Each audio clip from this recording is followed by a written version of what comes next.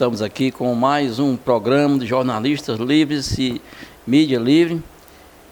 Quero já de imediato agradecer a todos os ouvintes e também agradecer a Casa Vermelha e o nosso vereador Guilherme, através do seu mandato, e também agradecer aqui o professor Walter Pinheiro, é o nosso entrevistado de hoje, que temos o enorme prazer de recebê-lo aqui. Já iniciando aqui a nossa entrevista, professor Walter Pinheiro, gostaríamos que você se apresentasse neste programa, você que é um dos resistentes de 1964. Bem, como você já falou, meu nome é Walter Pinheiro e eu venho de famílias, eu venho de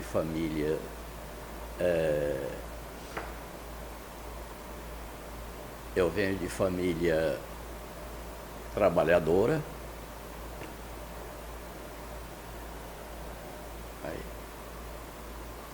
E principalmente do campo. Minha mãe era pernambucana, de Salgueiro, e veio para o Ceará com toda a família para Brejo de Santo. Meu pai era da região do Jaguaribe, particularmente de Iguatu, e era de família de trabalhadores rurais também. Depois, a família de minha mãe sofreu ataques de latifundiário, porque era uma família que tentou produzir numa terra pequena para a sobrevivência, e o latifundiário invadiu e matou meu avô.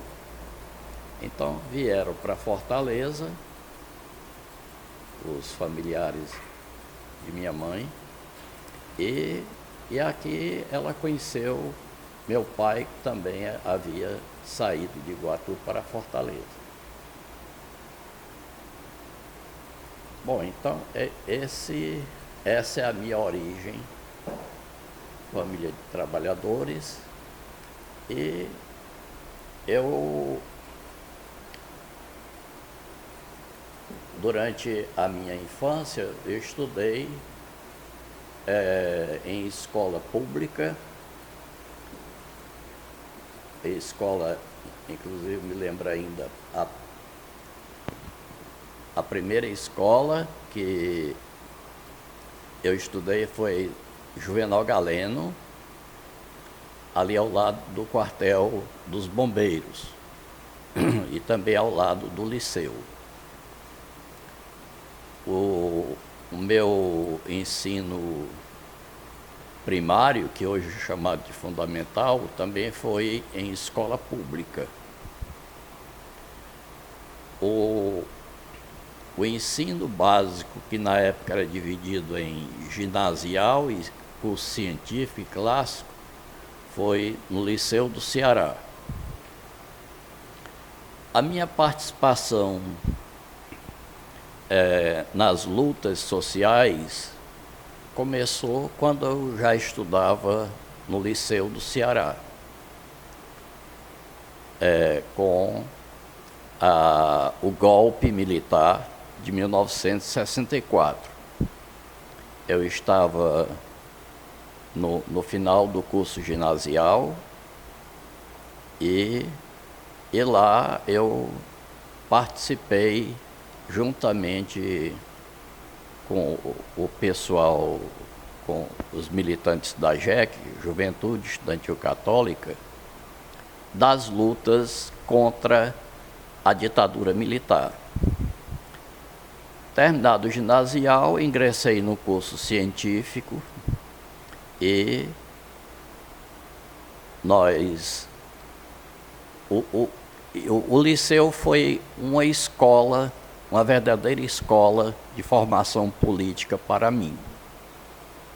Porque nós sempre participávamos de todas as manifestações contra o golpe militar. E eu militava na JEC, cujo coordenador era Tito Alencar, que mais adiante viria a ser o Frei Tito. Era sempre o liceu que tomava a frente, em geral, tomava a frente das manifestações estudantis, em todos os aspectos, inclusive até aumento de passagem de ônibus. A gente interditava as ruas para evitar que os ônibus circulassem, e internamente a gente fazia manifestações porque o liceu ficou sob interventoria. Inclusive o interventor da época foi o Caio Lócio Botelho, que era um oficial do Exército, oficial da reserva. Bom, nós sempre participamos de manifestações externas também, juntamente com outras escolas. Na época até as escolas particulares aderiam, e havia também uma entidade que era uma entidade estudantil, chamada Centro dos Estudantes Secundaristas. E na época, essas entidades tinham uma participação política. Não era entidade para emitir carteira de estudante, era entidade para defender os interesses dos estudantes, principalmente da escola pública. E as manifestações eram sempre com grande participação de estudantes da escola pública e estudantes, algumas vezes, de escolas particulares. Então, essa foi aí o início da minha participação. Inclusive, eu queria citar aqui um acontecimento que não pode passar despercebido, que foi um grande movimento realizado juntamente com participação do liceu, outras escolas, contra a direção do Justiniano de Serpa, cuja diretora da época era a jornalista Adísia Sá. A Adísia Sá sempre demonstrou sua simpatia pelo golpe militar e sempre esteve a serviço dos órgãos de repressão. Ela era informante da Polícia Federal e resolveu expulsar uma aluna, Mirtes Celerato, era o nome dela, porque ela era uma liderança na escola. E sempre que havia manifestações, a Mirtes convocava as estudantes, porque nessa época o Justiniano de Serpa, também conhecido como Escola Normal, nessa época estudavam lá apenas garotas, e a Adísia Sá resolveu expulsá-la. E aí, contra essa decisão fascista, nós fizemos uma grande manifestação. Depois essa senhora passa, depois do golpe, passa a ser, não sei por que cargas d'água, passou a ser tida como uma verdadeira democrata. Mas nós sabemos perfeitamente quem ela foi durante o período do golpe militar nazi-fascista, é o golpe civil-militar de 64. Tivemos aqui a brilhante apresentação do professor Walter Pinheiro, resistente de 1964. Professor, de que maneira e por que da sua participação na luta contra a ditadura de 1964 a 1985? Bem, na época, como havia muita discussão nas escolas, debate, o liceu tinha um grêmio. Aliás, cada escola na época tinha seu grêmio, escolas públicas e particulares. O grêmio do liceu era o CLEC, Centro Liceal de Educação e Cultura. Então, o grêmio do liceu sempre estava ativando discussões, debates, e quando veio o golpe,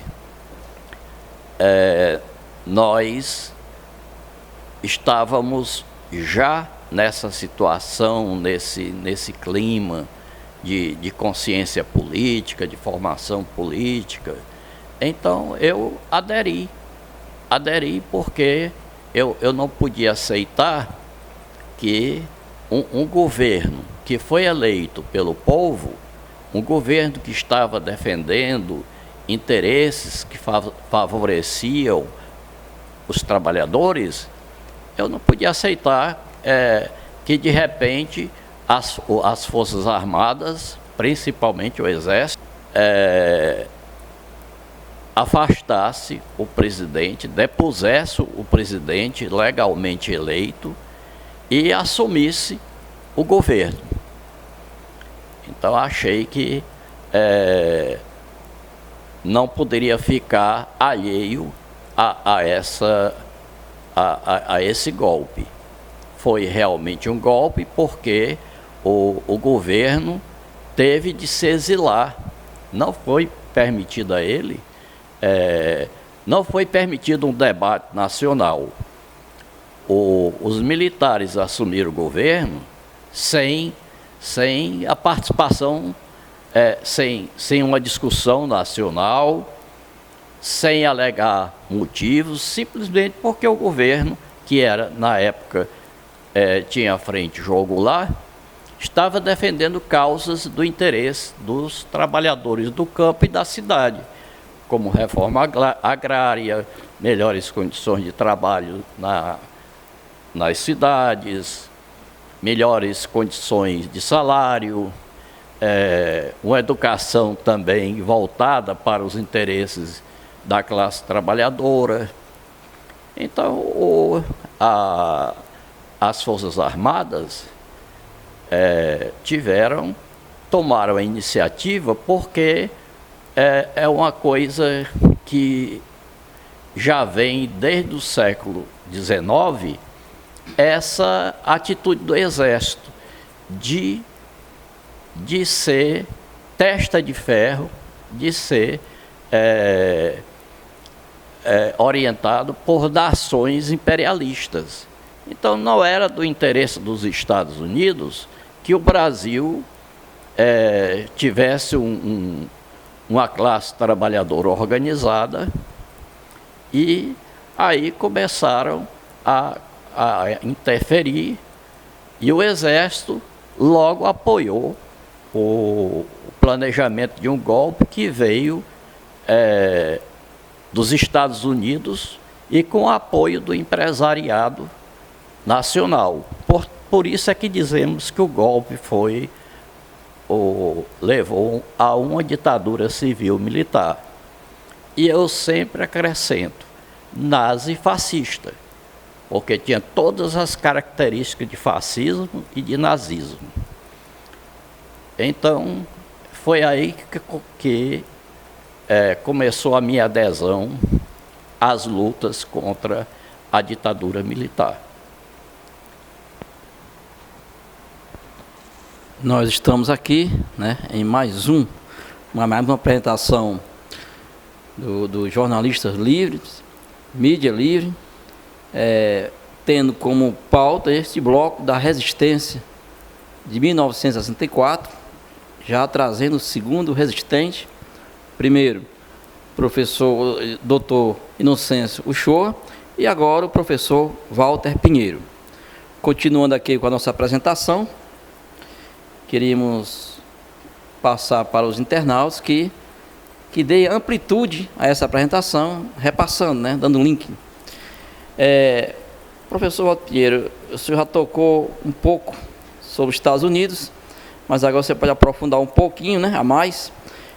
Qual a sua opinião em relação à participação dos Estados Unidos nos golpes, tanto de 1964, como no golpe de 2016?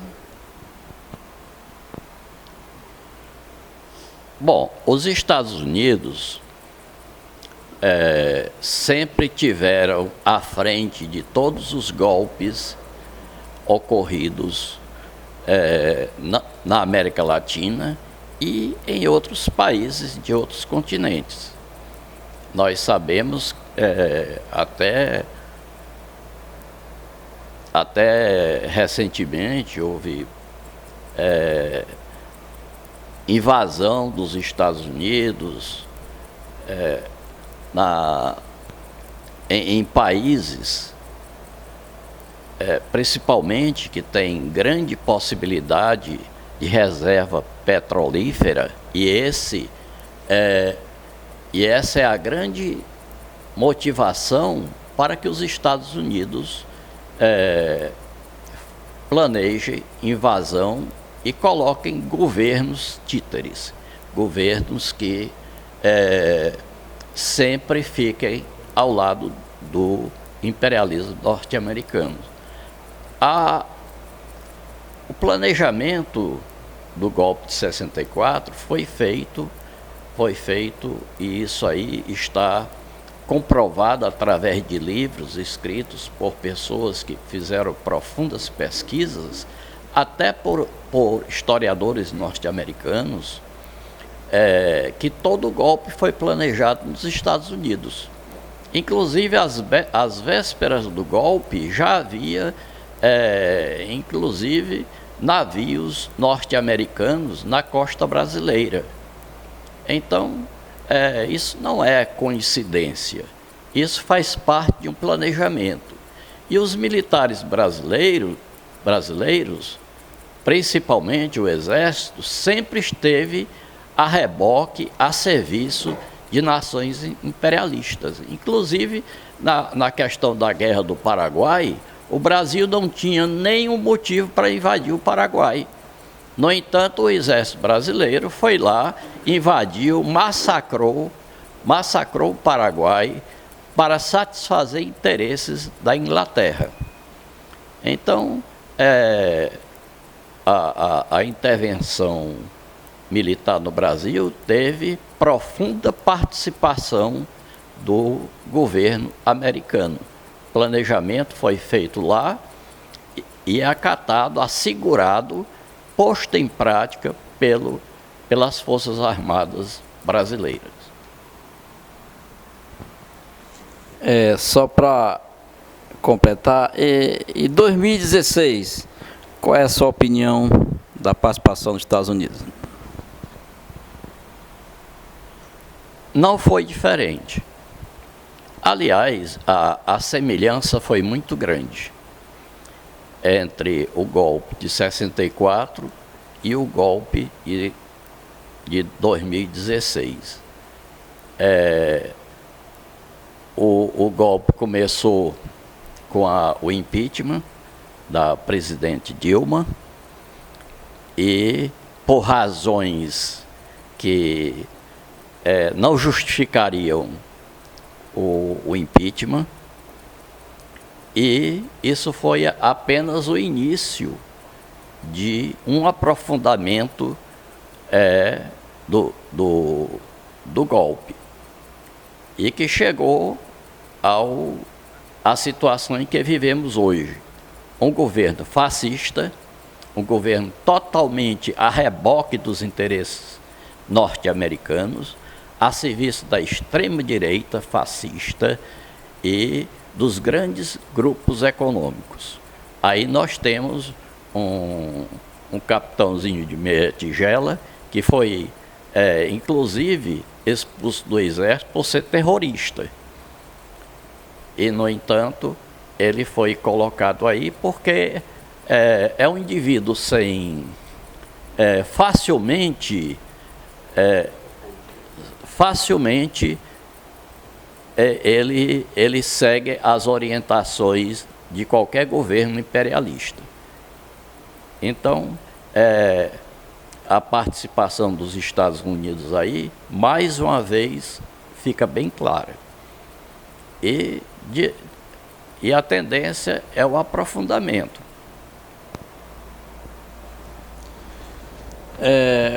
Professor Walter Pino, você chegou aqui com um encarte aqui, memorial da resistência, com fotos de várias vítimas de 64, da ditadura de 64.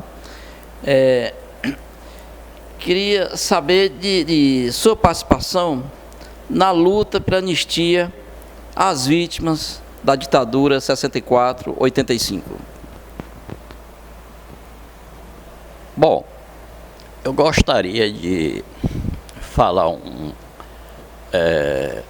de trazer aqui também alguns relatos até chegar ao movimento da anistia. Relatos do que foi a ditadura civil-militar que começou em 64. Durante esse período, as liberdades foram completamente negadas aos trabalhadores brasileiros. É bom que seja bem claro que não havia liberdade para os trabalhadores, mas os grandes grupos econômicos ficaram muito à vontade aqui. E as perseguições foram muitas. Nós não tínhamos liberdade de expressão, não tínhamos liberdade de organização. Os partidos de esquerdas foram colocados na clandestinidade. Eu, inclusive, cheguei a fazer parte de duas organizações, o MCI, Movimento Comunista Internacionalista, e depois eu fui para o PCBR, Partido Comunista Brasileiro Revolucionário. E todas essas organizações, incluindo PCB, PCdoB e mais outras, foram organizações que tiveram de surgir na clandestinidade, porque nenhuma atividade política era permitido durante esse período. Manifestações simples, como distribuição de panfleto, era suficiente para que os militantes fossem levados, sequestrados, na realidade, para as prisões. Lá eram torturados e muitos assassinados durante as torturas. Então, as perseguições eram grandes. E, inclusive, aqui no Ceará, há uma fazenda que fica no município de Maranguape, chamada Fazenda Trapiá. Nessa fazenda, no casarão dessa fazenda,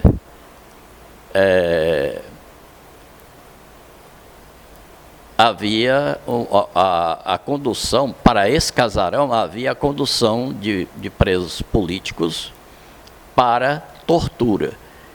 Esse casarão ficou, inclusive, conhecido como Casa dos Horrores. É a Fazenda Trapiá. E o proprietário da fazenda cede terreno para a construção de uma unidade do Exército. Por aí se vê o engajamento de latifundiários e empresários durante o período da ditadura militar. Bom, a maior parte dos presos políticos de Fortaleza eram levados primeiro para a Polícia Federal, onde hoje é a Secretaria de Cultura do município. E as torturas, parte das torturas, como pau de arara, choque elétrico, eram feitas nessa casa da Fazenda Trapiá, a Casa dos Horrores. E a Polícia Federal, o prédio onde funcionava a Polícia Federal, hoje funciona o Memorial da Resistência, também subtitulado de Arquivo das Sombras. Então, eu estive, inclusive, fui preso 2 vezes. A primeira vez fui preso pela DOPS, levado para o quartel do 23BC, que era também um local de tortura, e depois, isso em 1971, em 1973 fui para a Polícia Federal, fui preso pela Polícia Federal, fui sequestrado de casa pela madrugada. Eu era professor de uma faculdade que hoje faz parte da UES, Faculdade de Limoeiro do Norte, lá, e a Polícia Federal foi me apanhar em casa pela madrugada e fui levado para a sede onde hoje funciona a Secretaria de Cultura. As torturas eram feitas, a gente era levado à noite para esse casarão da Fazenda Trapiá, em Maranguape. Bom, então, entidades estudantis também não eram permitidas. Mesmo assim, as escolas resistiam, os estudantes resistiam e mantinham suas entidades, embora na clandestinidade. Então, durante todo esse período, a gente viveu uma situação de verdadeiro terror, de verdadeiro atraso, e a anistia, o movimento pela anistia, começou no final da década de 70, para responder a sua pergunta, e todos nós que estávamos envolvidos na luta contra a ditadura militar, participamos do movimento pela anistia. Havia, inclusive, uma entidade aqui no Ceará, que estava também, de forma organizada, lutando pela anistia dos presos políticos, dos ex-presos políticos.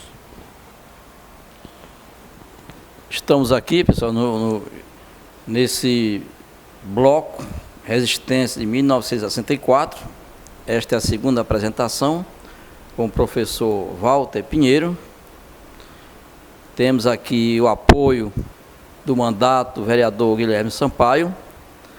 Temos também a participação no mundo inteiro, porque esse assunto é um assunto hoje de muita audiência, pelo fato do país, né, estar novamente submetido a um golpe, o golpe 2016. Então, o mundo inteiro está de olho, acompanhando o desenrolar desse golpe e a participação da população brasileira, do povo brasileiro, na resistência. Professor Walter Pinheiro, a tortura não é justificada em nenhum meio, nem em causa, em momento nenhum, nem sequer na guerra. Na própria guerra, quando o inimigo é capturado, ele é tirado, né, do campo de batalha, e ele é, inclusive, acompanhado e tratado, no caso dele ficar ferido, porque isso faz parte do código, né, de guerra, né, até da própria ONU. Não há tortura, né, do ponto de vista legal, do ponto de vista de Estado, em nenhuma situação. No caso do Brasil, né, isso aconteceu de maneira acobertada, né? O Estado brasileiro fazia de conta, né, que não existia tortura, mas, né, no calar da noite e em plena luz do dia, a tortura acontecia. E para a surpresa, né, de todos, no processo, né, da anistia, o Brasil não anistiou os torturadores. E esta é a pergunta que eu vou fazer aqui ao professor Walter Pinheiro. Por que o Brasil anistiou os torturadores da ditadura de 1964, ao contrário de outros países da América do Sul? Bem, a tortura no Brasil fez parte do interrogatório em todos os órgãos de segurança, principalmente os órgãos ligados ao Exército, à Marinha Aeronáutica, que era o CENIMAR, o DOI-CODE, e CENIMAR era um órgão de repressão da Marinha, DOI-CODE era do Exército, e a Aeronáutica também tinha o seu órgão de tortura. Era uma coisa que deve se ressaltar, é que a tortura começava antes do interrogatório. Raramente havia o interrogatório, depois as torturas. Os militantes que eram reconhecidos como direções das organizações, dos partidos de esquerda, esses estavam praticamente antecipadamente, mesmo antes da prisão, já estavam antecipadamente condenados à morte. Então, logo que chegavam a uma dessas sessões do DOI-CODE, principalmente São Paulo, Recife, Rio, Minas Gerais, Rio Grande do Sul, os militantes eram logo submetidos a torturas de todo tipo. Pau de arara, o pau de arara, a pessoa ficava pendurada pelas pernas e braços, e ali acontecia de tudo: espancamento, choque elétrico, afogamento, estupros, e havia também sessão de choque elétrico, que demorava horas e horas, tudo isso controlado inclusive por médicos que se disponham, que deixavam de lado seu juramento de cuidar da vida, de salvar a vida, e deixavam de lado qualquer ética e auxiliavam nas torturas. Então, a tortura era era um ingrediente que fazia parte da repressão. Poucos militantes foram presos e escaparam da tortura. Poucos militantes mesmo. Então, essa é uma característica da ditadura na América Latina, inclusive. Principalmente Brasil, Argentina, chamado Cone Sul. E a tortura é considerado um crime contra a humanidade.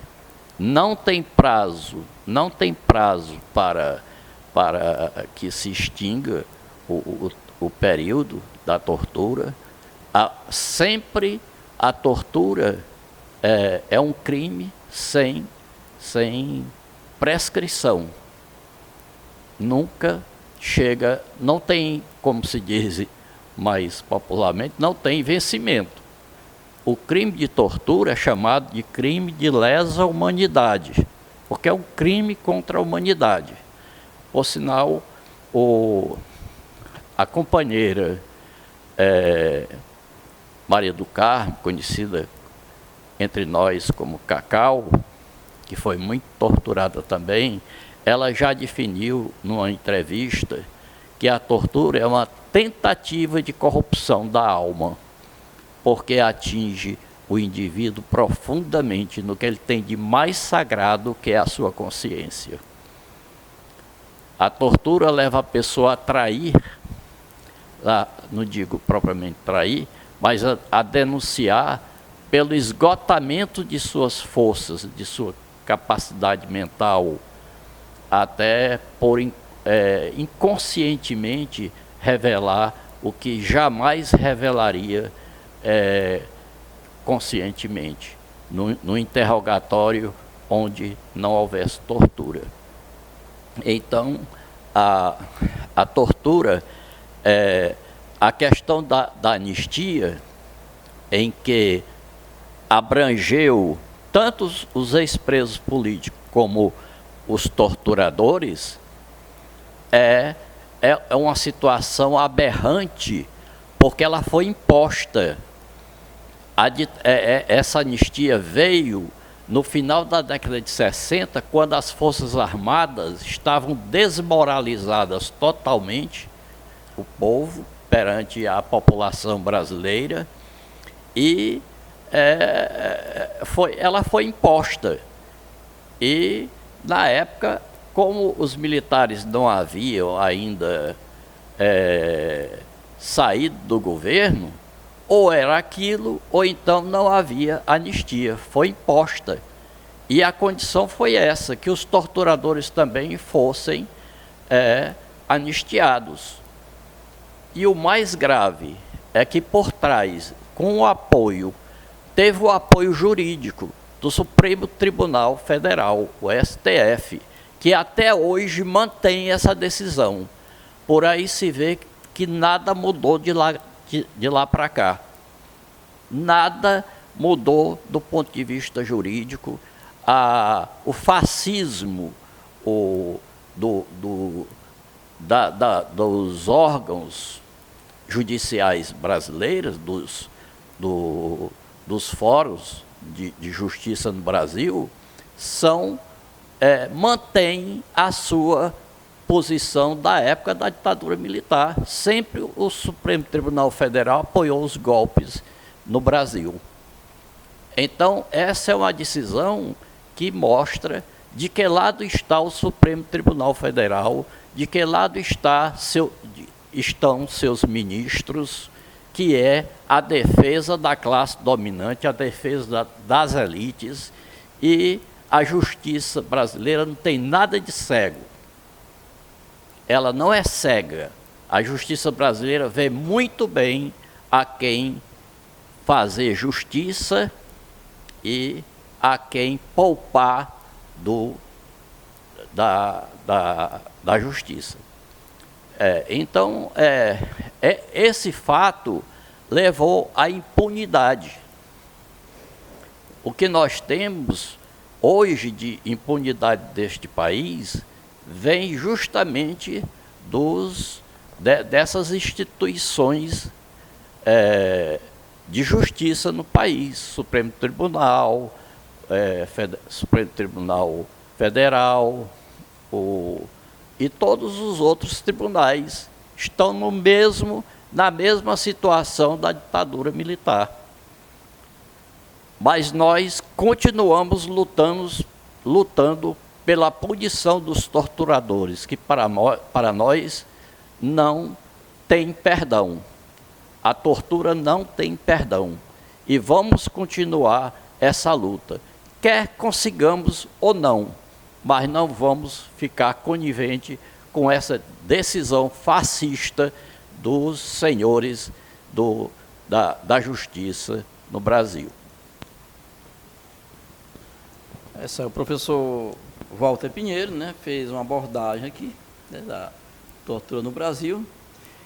E temos que colocar que país, né, como o Chile, que teve o grande ditador Pinochet, a Argentina, que um dos grandes ditadores lá foi o Rafael Videla, né, Uruguai também, esses três países deram, né, um exemplo, né, de direito, da aplicação do direito, inclusive do direito internacional, né, por ser um crime de lesa humanidade, a penalizar esses ditadores, né, o que não ocorreu no Brasil. Aí eu pergunto ao professor Walter se o fato dessa penalidade não ter acontecido no Brasil, se isso corroborou para o golpe de 2016. Exatamente. O golpe, aliás, o golpe de 2016, ele representa uma continuidade do que foi o golpe civil-militar da época de 64, 1964. É uma continuidade. A ditadura no Brasil nunca deixou de existir.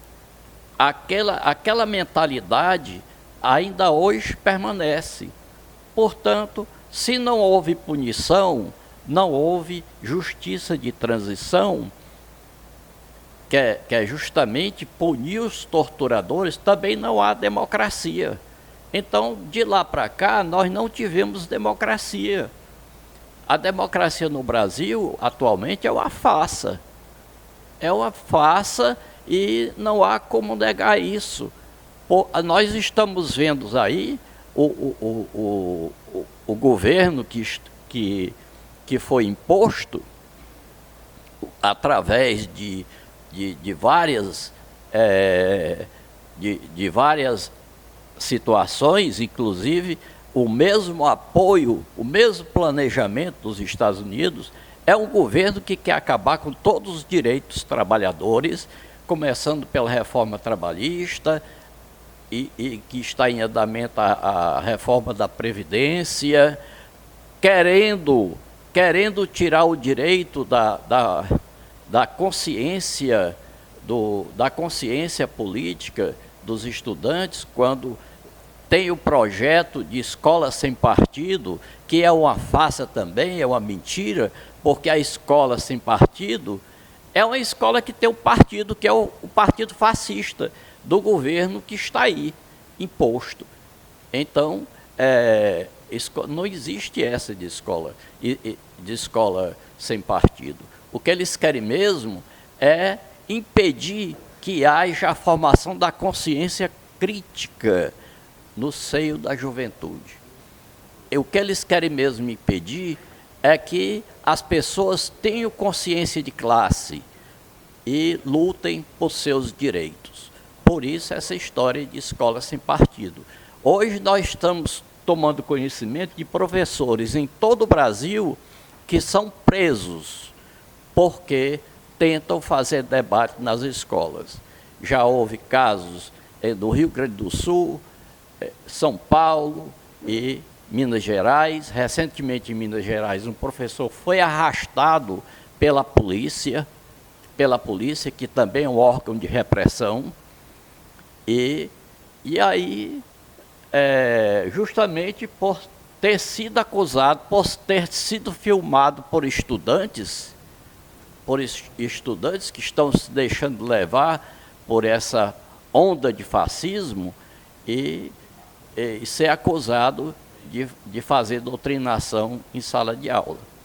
E uma coisa que é diferente, uma coisa que se pode constatar é que no período de 64, do golpe de 64, foi sendo criado no Brasil uma mentalidade fascista.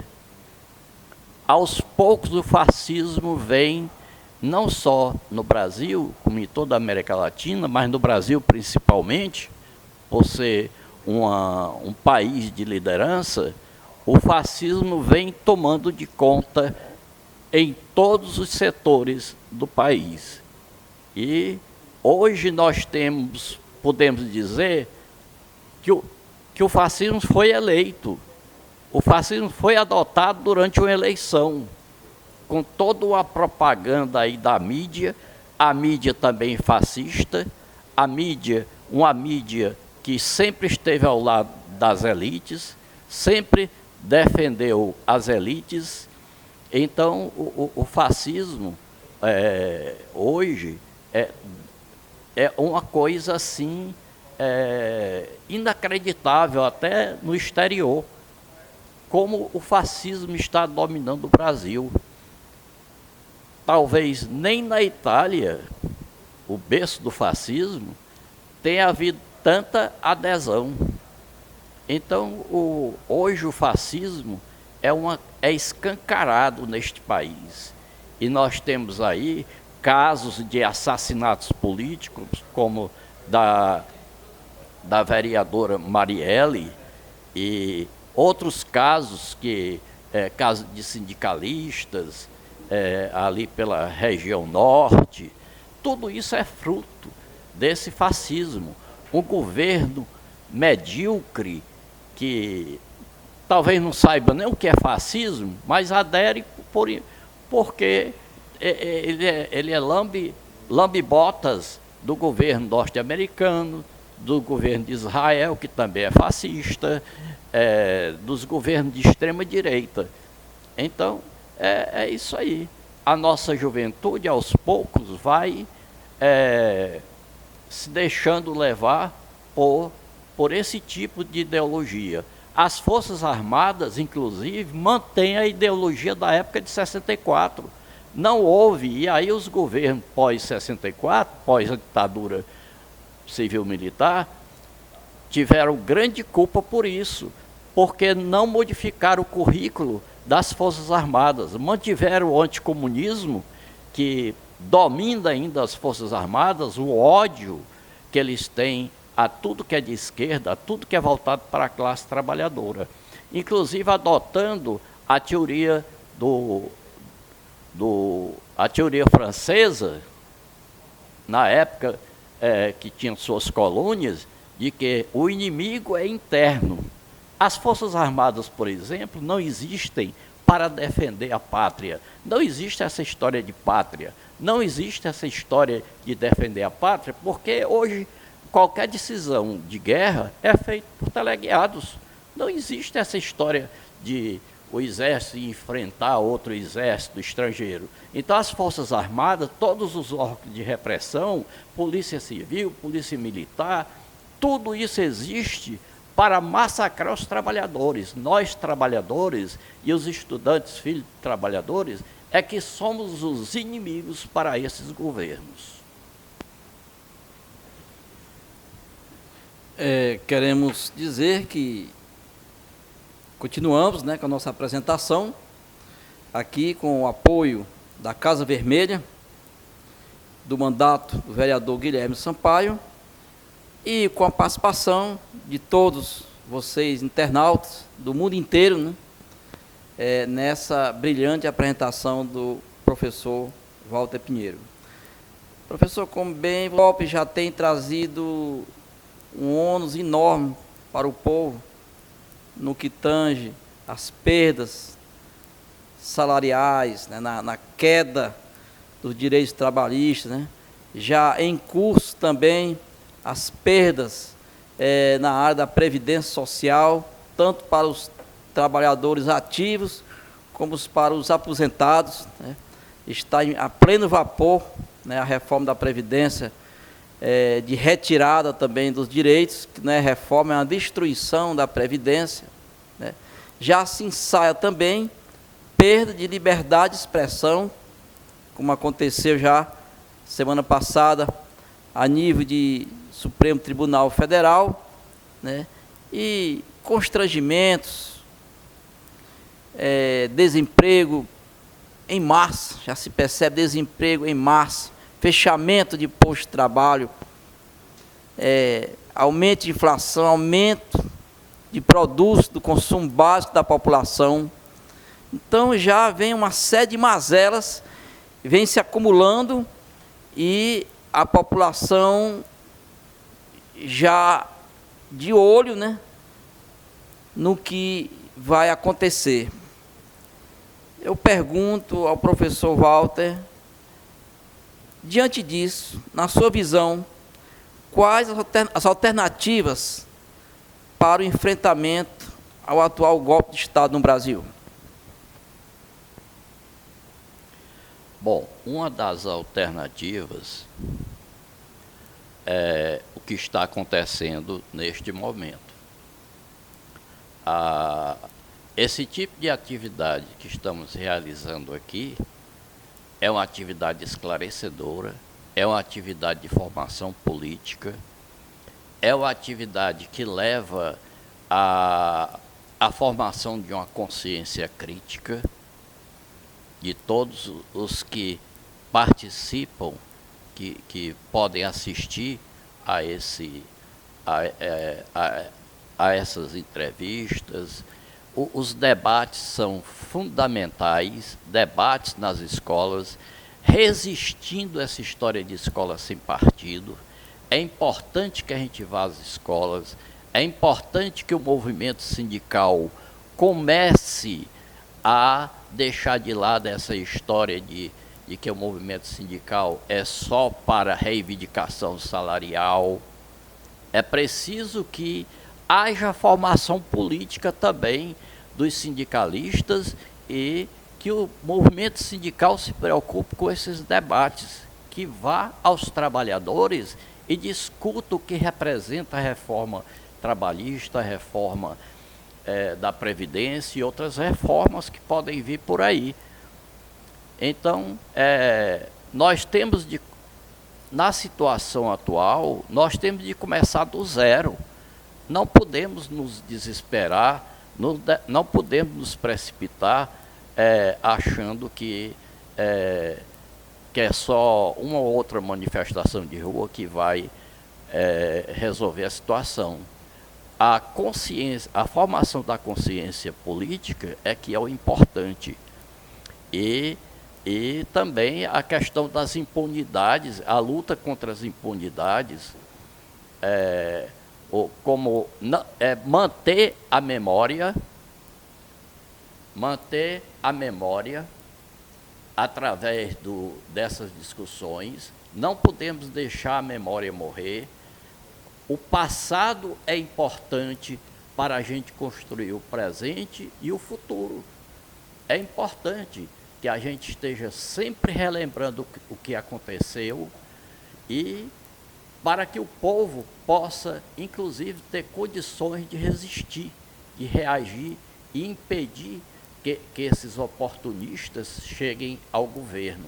É importante que nós criemos na população uma atitude de enfrentamento, de sempre estar resistindo ao que vai contra os interesses da classe trabalhadora. Então, essa atividade, esse processo é um processo lento, mas é um processo que pode levar a uma atitude mais consistente e principalmente de contestação do sistema em que vivemos, o capitalismo.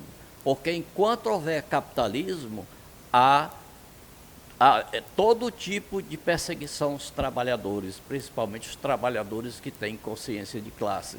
Então, o nosso objetivo principal é de construir uma nova sociedade, é de destruir esse sistema capitalista. Não tem como a gente ter liberdade, ter paz, ter uma sociedade solidária dentro do sistema capitalista. Então, é preciso destruir esse sistema. É preciso que haja a construção de organizações que possam levar a isso. Como dizia o escritor Galeano, escritor uruguaio, a impunidade é filha do esquecimento. Enquanto a memória não for mantida, se a memória não for mantida, haverá impunidade. E nós temos de lutar pela construção dessa nova sociedade, que deve trazer a nova concepção verdadeira, a concepção verdadeira de solidariedade, de paz e que haja a verdadeira justiça, porque a justiça no capitalismo é só para as elites. Para o povo vem porrada, para o povo vem perseguição, sempre haverá isso. Professor Walter Pinheiro, eu observando aqui o encarte Memorial da Resistência, vi que você faz parte aqui da Associação 64, 68 Anistia, juntamente com mais outras pessoas, né? Você poderia falar um pouco sobre esse Memorial da Resistência? Bem, o Memorial da Resistência foi uma iniciativa,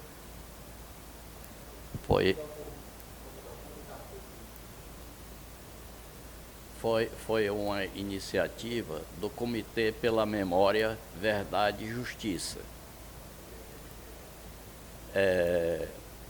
Ele foi inaugurado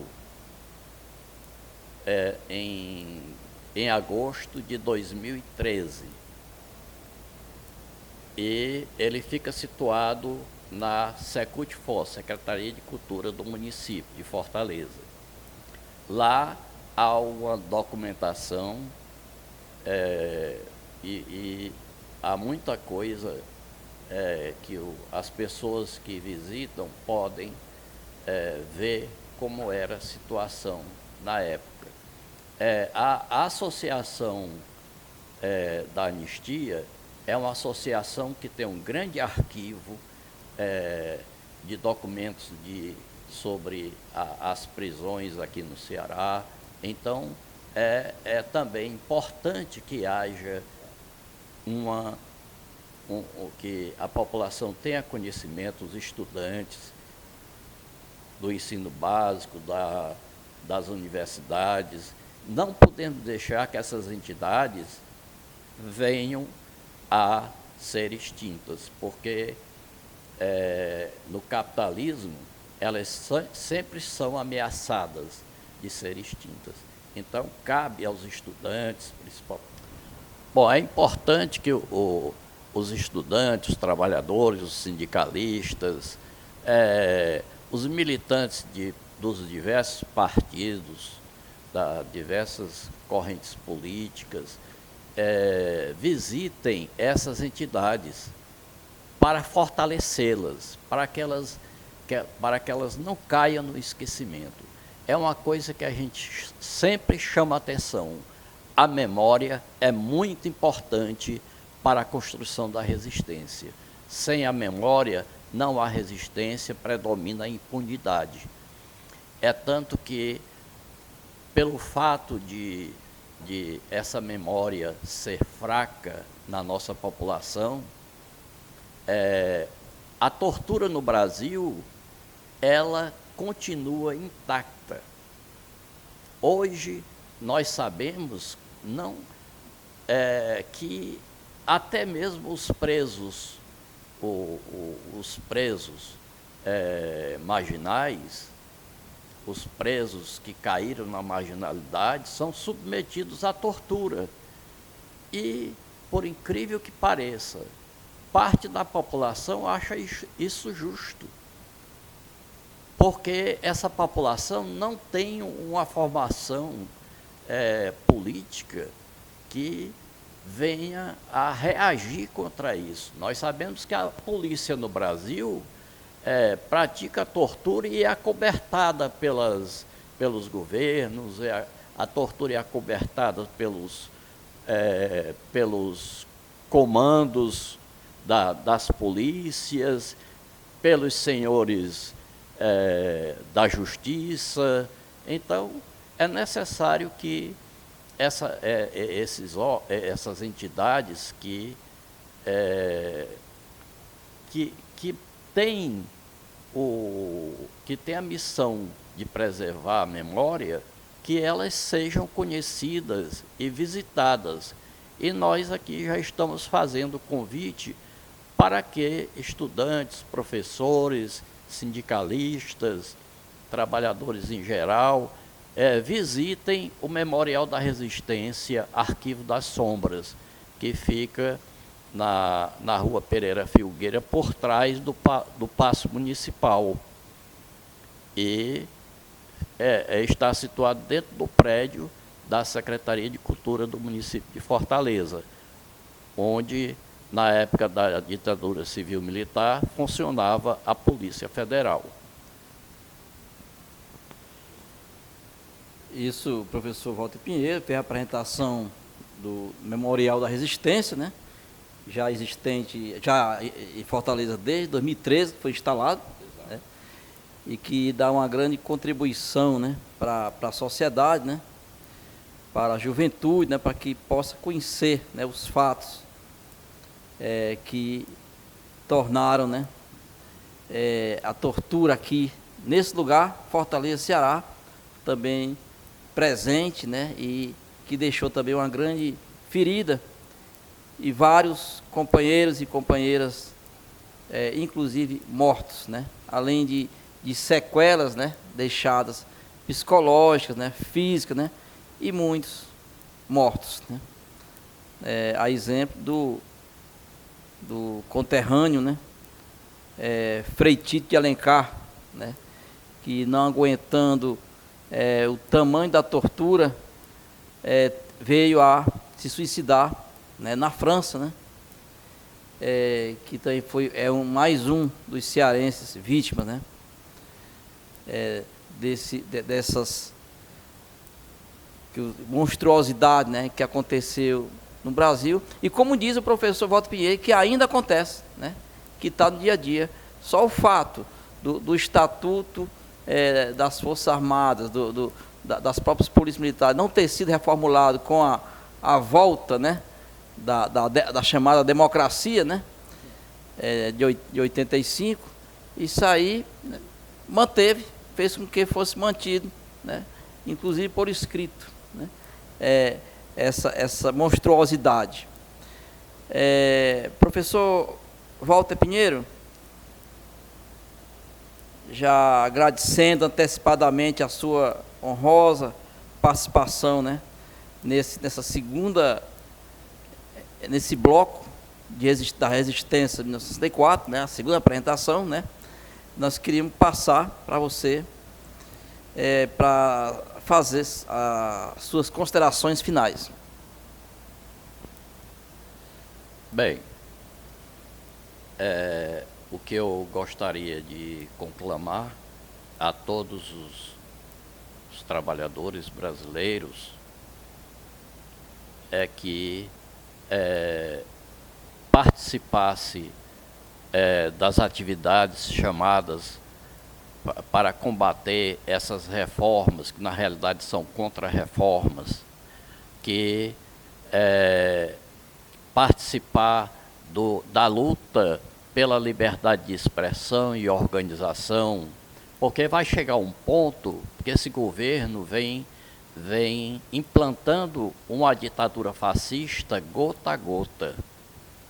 Então, vem a escola sem partido, vem a proibição do professor promover debate das escolas, vem a proibição de sindicalização, porque foi dado um golpe também no movimento sindical, quando retira a contribuição sindical. O objetivo final é a destruição do movimento sindical, a destruição de todos os sindicatos, para que os trabalhadores fiquem à deriva, fiquem sem direção. Infelizmente, alguns partidos de esquerda estão aí se acomodando, não chamam mais, não vão mais às portas de fábrica, e isso deve ser revertido. É necessário que haja ofensiva. Nós não podemos recuar, não podemos deixar que o fascismo avance sem ter uma resposta. Então, a minha posição, quando eu entrei na luta contra a ditadura civil-militar, não foi para voltar à chamada democracia burguesa, não foi para voltar ao chamado Estado de Direito burguês. Claro que entre um Estado de Direito burguês e uma democracia, uma falsa democracia, se a gente tem mais liberdade para fazer alguma coisa, a gente tem que aproveitar. Mas o Estado de Direito burguês é um Estado de Direito para a classe dominante. É preciso que a gente entenda isso. Democracia é para a classe dominante, não é para os trabalhadores. Os trabalhadores têm cacete. O que esses governos podem oferecer aos trabalhadores é muita repressão, muito cacetete, muitas bombas. É repressão que não vai ficar só atirar com bala de borracha, não. É preciso que se perceba que a coisa está evoluindo. Nós temos um ministério hoje que nem na época da ditadura tinha, que eram predominantemente de militares. Isso não é à toa, não é por acaso, que todos eles são incompetentes. Esses militares todos são incompetentes, todos recebem orientação do imperialismo norte-americano, todos visitam a Casa Branca. Então, quando não visitam a Casa Branca, vão lá para Israel, que é uma sucursal dos Estados Unidos. Então, é importante que a gente reaja, que a gente resista. E o trabalho de formiguinha, porque esse trabalho lento é o trabalho que fica, é o trabalho que vai garantir a formação política, a formação da consciência de classe e a resistência a tudo que vem para nos reprimir.